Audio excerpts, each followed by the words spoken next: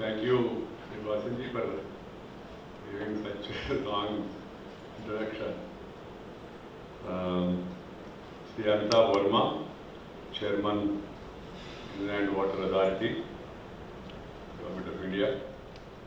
Mrs. Sanjana Khanna, Captain Indraveer Singh Ji, Shri Ashish Vik, Shri Deshvi, Dr. Annapurna.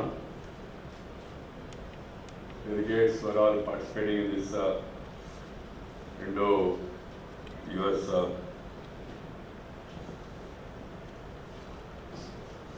temple. Friends, I am very happy to be with you. I am running from one program to another program today. Later, of course, the government itself is running. The Prime Minister do not sleep and do not allow us all to sleep. That's what is being said outside, but we all enjoy it. I came from Visakhapatnam, and then morning we had Engineers Day to celebrate Moksha Mandam Viswasraya's birthday celebrations. From there I went to Indian Institute of Mass Communications to address their convocation. Then now I'm here. I'll be going to Doordarshan because today is Doordarshan's Foundation Day. Afterwards, we have one more meeting. Friends, India is on the move. And then things are happening. There are a lot of opportunities to invest in India. In spite of the fact that we have inherited a very difficult economic situation where there was fiscal deficit, revenue deficit, trade deficit, current account deficit, above all trust deficit. Now the deficit is over. Now economy is back on the rise. The world over economy is slow down. China also going a little negative. India is the only country as of now which is moving forward, which is the favorite destination. This is not what Venkaiah Naidu is saying. This is a report of World Bank. This is a report of World Economic Forum. This is a report of Asian Development Bank. This is what Moody's rating has said, not Modi. Moody's rating has said. And this is what is being talked about worldwide. There are a number of opportunities in India to invest. Ease of doing business, ease of approvals, reforms, because the Prime Minister has given us guidance. Reform, perform, transform. We want to transform India. The very name of the Planning Commission has been changed to Niti Ayog, NITI, National Institute for Transformation of India. So India, as I said, is on the move that you all would appreciate that a new hope, enthusiasm and excitement is there in the country. Some of our friends, of course, saying, we expected this, we expected that, we expected this and all. Nothing wrong in having expectations. But things will not happen overnight. I always say in my rural way of telling people, even if you want to have children after marriage, it takes minimum 9 months. Even if you work hard also. There is a prakriya, it's called as prakriya. There is a process. And this country of 125 crore people, with all the legacy we have inherited, we are working hard to change the situation. We have the highest foreign exchange, lowest inflation, prices are under control. Even earlier, all pulses were rising, they have also now come down. Now the problem the other day was, what about the MSP, minimum support price to the farmers? Now the problem is otherwise. These sort of things are there. And we also had vagaries of monsoon. Fortunately, this time, we have a good monsoon. We had a good monsoon session. We were able to get GST also passed, and a lot of many other legislations also were approved in the last session of Parliament. And also, fortunately, nowadays Parliament also is functioning. You understand what I mean to say. The challenge before our government is to quickly overcome some of these challenges. The government led by Shri Narendra Modi has taken up serious challenges in right earnest. I take this opportunity, I have come here in spite of my busy schedule, to assure you, all of you, that these challenges will be met, and I am sure we will convert these challenges into opportunities. And finally, India will emerge as the victor. You see ideas flying by the day. You have a program given by the Prime Minister, he has given a program MISI-DC. MISI-DC is the name given by me, program is given by the Prime Minister. MISI-DC means MI, Make in India, SI, Skill India, DI, Digital India, CI, Clean India. That is called as MISI-DC. This is the new thinking that's going on. Earlier the discourse was, I used to hear from my student days, stand up on the bench. Now stand up, start up, incubation, all this new vocabulary has been added to the economic jargon of the country. Friends, the powerful ideas and the right code from all the stakeholders are in very powerful statements underlining our objectives are coming. The need of the hour is, we believe, ideas, innovation, investments and implementation. From the promoting greediness to competitive manufacturing, this flow of ideas is a certain way of heralding a change. We need proper infrastructure of ideas, born out of the fertile minds to put in place the right infrastructure to restore economic growth to the much wanted level of 8%. I appreciate the Indo-American Chamber of Commerce for being in the forefront facilitating this fermentation of ideas. I am given to understand that the day-long event is having sessions pertaining to two of my ministries, session on media and entertainment sector, India, and a session on planning and building of smart cities in India. Now let me briefly touch upon the subjects pertaining to my ministry. Offering the world's largest base of young workforce, an expanding middle class constituting one of the biggest consumer markets, and a robust, well-functioning democratic system, India, along with its pro-reforms government, is now scripting a turnaround story despite the shaky global economy, as I told. India is performing rather well with a stable microeconomic environment, bolstering the economic outlook. India being the world's fastest growing smartphone market in 2014 and the growing number of internet subscribers, 4G, 3G, 2G, Indian M&E industry registered a growth of 14.2% in 2014 over the year 2013 and touched 1,026 billion. The industry is projected to grow at a healthy compound annual growth rate CAGR at 13.9% by 2019. Affordable and low-cost smartphones have started a second screen phenomenon that offers great opportunities for content creators, curators, advertisers, app developers, online streaming companies. With the emergence of e-commerce as a new advertising spender, advertising sector has strong growth potential. Video on demand and OTT platforms are emerging as the next big growth drivers for TV and digital content producers. 44% of the India's total mobile users are active on social media, which offers a good market for digital music industry. These animation studios working in collaboration to execute big projects offers excellent opportunities in that sector too. While digital media is seeing unprecedented growth in the last couple of years, traditional media in India seems to still provide advertisers a critical mass, reach and scale of audience, and continue to constitute a significant part of the overall media pie. Successful companies are likely to be those which embrace digital technologies as complementary part of their overall strategies. Indian media scenario. Indian media landscape consists of over 10,000 newspapers. I don't think anywhere in the world. 800 TV channels. Earlier, all those days, we used to say more than 50 years, we used to have only one channel, Doordarshan. Dur se darshan karna, black and white dekhna. But now we have ample of opportunities. Thousands of new television channels have come. Breaking news, good news, bad news, नहीं तो खुद उनका news भी चला रहे हैं, आप लोग देख रहे हैं.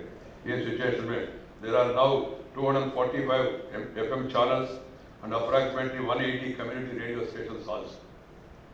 Now everybody want to have a radio station. Just now I was coming from IMC. There also they have started Apna Radio.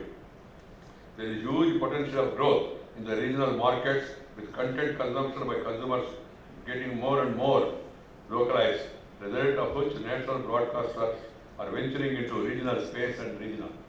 The regional channels, they are becoming more and more important because people would like to see at the end of the day the program in their own language. Even the regional newspapers, they are flourishing more than the so-called national newspapers, English newspapers. Now coming on to urban development scenario and attendant issues in the country, urbanization, particularly in the developing nations of the world, and the attendant challenges are major contemporary socio-economic and political issues before all of us. There is no other better way of addressing them than discussing them threadbare and finding solutions through sharing of experience for amounting a collective effort. I was there in Visakhapatnam yesterday for the BRICS urban agenda. Brazil, Russia, India, China, South Africa. 53% of the world urban population is in these 5 major countries. So we are now planning new ideas. We are trying to learn from each other's experiences. India, there is a new urban renaissance that is taking place. People are getting ready for reforms. Now cities are getting ready to become smart. There is a competitive spirit that has emerged. It's no more a selection, but practically it's an election. Not through election through vote, but election by performance, by parameters. See the smart cities. They are not selected on the basis of political consideration of color. They are selected on the basis of certain criteria. Mr. Bloomberg, former mayor of New York, and his philanthropists, they have extended a helping hand for us with regard to the criteria to be followed for this smart city selection.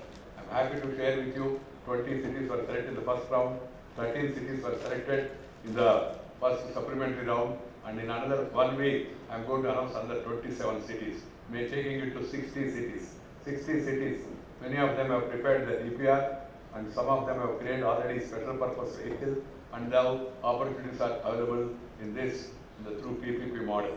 People also are getting ready for the PPP model. Earlier, everybody used to look up for money from the center, from the state. Now local bodies first time are realizing that they also need to participate.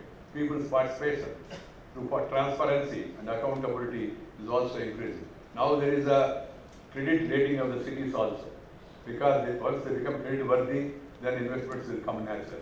This is what is happening. Friends, this urbanization is a reality, you can't reverse it. Our love we may have towards the village, but still people are coming to urban areas for better opportunities. Education, employment, entertainment, economic activity, enhanced medical facilities. All these 5 E's are driving the people from the village to towns. The migration is taking place in large scale. Even I have migrated from rural development to urban development ministry. Earlier I was minister for rural development under the Atal Bihari Vajpayee's regime. Now I am urban development minister under the regime of the present Prime Minister Shri Narendra Modi. Our collective goal is to build productive and sustainable urban economies. 65% of the GDP is coming from cities. Cities are engines of growth.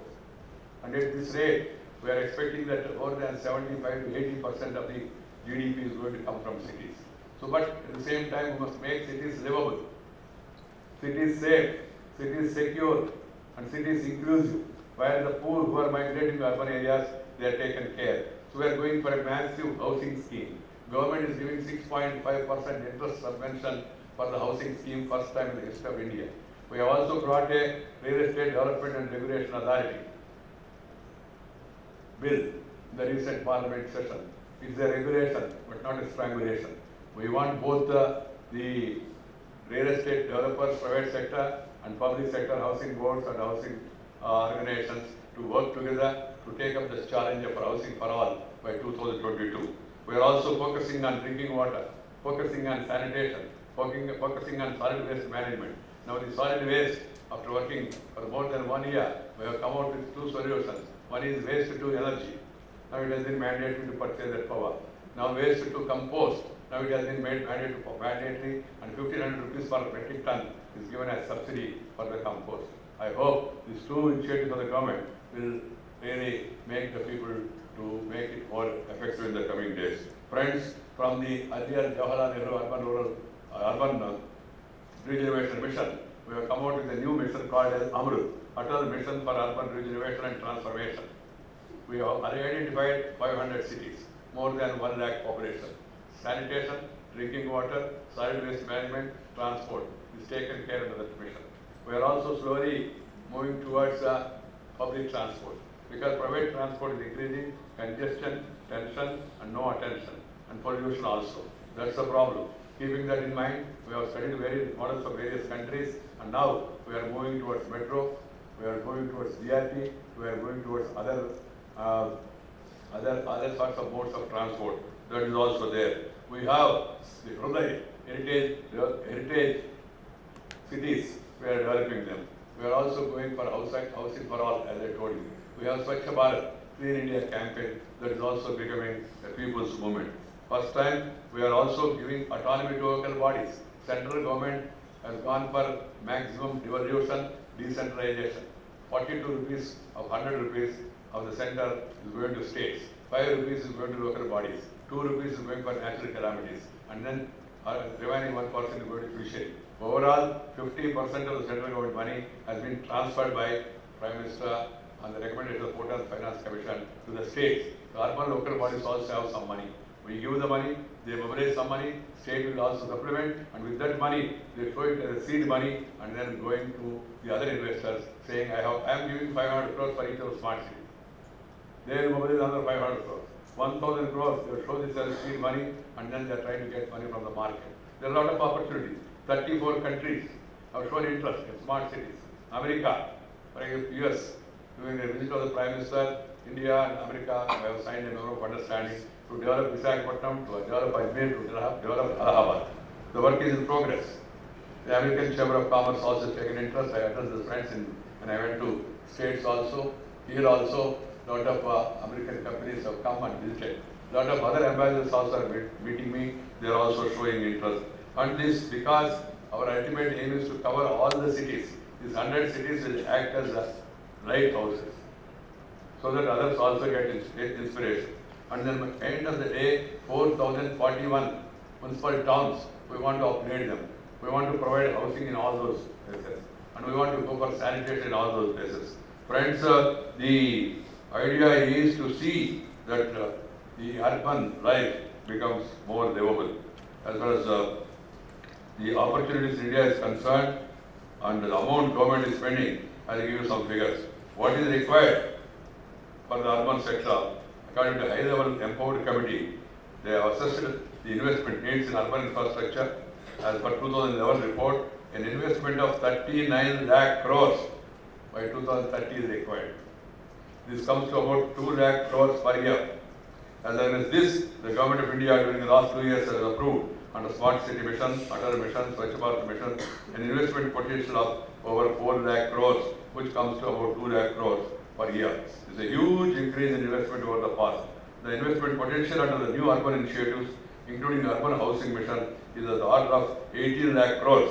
Of this, an investment of 1.84 lakh crores have already been approved for improving basic urban infrastructure, including affordable housing. This includes 78,292 crores under the Smart City Plan, 33 mission cities, 45,293 crores under Atal Mission, and 56,231 crores under Pradhan Mantri Awas Yojana. Urban renaissance set in motion in India offers a huge, immense investment opportunities. I urge upon the US companies to take advantage of these opportunities. Friends, the government is ready to remove the bottlenecks if any. The Prime Minister is very keen to make these reforms a success. But reforms with a human face. We are a democratic country. We have to take everybody along with us. We have to be there to reform. Without being there, how do you reform? So first we perform, reform, and then transform. That is the mantra given by the Prime Minister. He has also given a mantra of skill, scale, and speed. So we have to do it speedily. Things will happen. If you motivate properly, people are willing to follow. I will just give you an example. The Prime Minister believes in social security. He has gone for this banking account for all. I told him, sir, we will complete it in 5 years. He said, 5 years.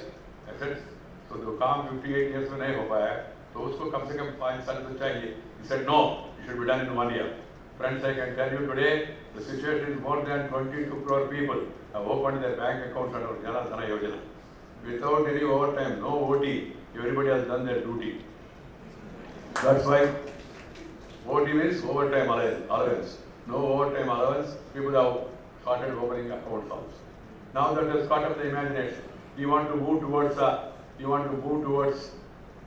Aadhaar and linking it with the facilities that are going to be given.